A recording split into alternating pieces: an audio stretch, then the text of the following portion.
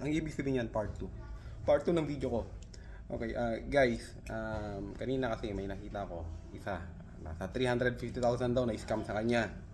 Okay, ang payo ko sa inyo mga buyer, lalo na malalaking transaction nyo, kapag malalaking transaction, kahit 100,000 lang o 50,000, makapag video call po kayo. Video call, pag walang maipakita yan, Brad, na seedling, walang maipakita, scam yan. Scamming kayo yan. Hindi man scam, magduda kayo. Malay natin, reseller yun.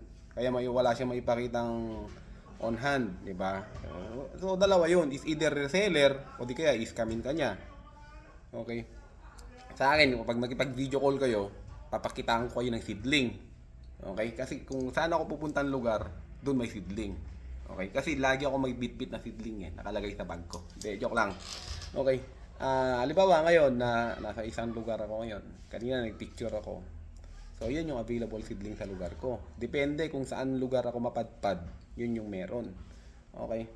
Yun lang. Ang payo ko para hindi kayo may scam, mag-video call kayo ni seller. Pag ayaw nyo mag-video call, pag hindi siya nagpapakita ng seedling, wag na kayong bumili sa kanya. Sa akin na lang kayo bumili, mag-video call tayo. Bibigyan kita ng wildlife culture permit, ng local transport permit. Meron mga abnormal na ibang buyer na issuean mo ako ng wildlife culture permit. Brad, hindi kita ma-issuean ng wildlife culture permit. Uulitin ko, ang mai-issue ko sa'yo, local transport permit. Pero pwede kitang tulungan paano ka magkaroon ng wildlife culture permit. Since bumili ka sa akin, legit na seller, may wildlife culture permit at may local transport permit akong binigay sa'yo, tutulungan kita i-register yung mga seedling mo, tutulungan kita para maka-avail ka ng wildlife culture permit para after 3 years, pag nabunga na yung seedling na in-order mo sa akin, makapagbenta ka na rin kagaya ko. Kagaya rin kita nung una, buyer lang din ako. So, malaking pera nilalabas ko as a buyer. Kasi yung pangarap ko, hindi lang yung magkaroon ng puno balang araw, pagkatapos paramihin ko yung pag namunga, paparamihin ko yung seedling, tapos tatanim ko ulit. Hindi yun. Ang goal ko talaga nun, kaya ako naglabas ng malaking pera. Okay, hindi sa pagmamayabang. Seedling pa lang, ang nilabas ko nasa 500,000 mahigit. Okay? Nagtanim ako ng maraming seedling. Kasi, alam ko na na magandang agar eh. Maganda ang industry na to. Alam ko yun. Nagtanim ako, talagang pinaspasan ko, hindi na ako nagdalawang isip, nagtanim ako ng marami, bumili ako ng marami, binili ko lahat yan. Hindi ko yan ninakaw.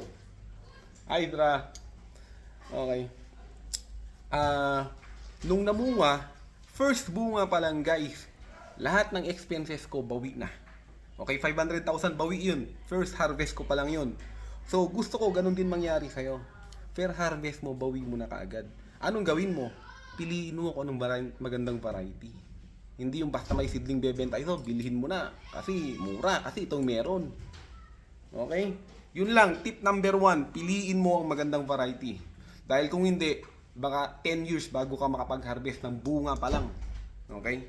O sabihin ko sa'yo, meron akong variety na 1 year old pa lang, mamumunga na. Pero hindi yan kumiyana. Okay? Napakagandang variety yan. Okay?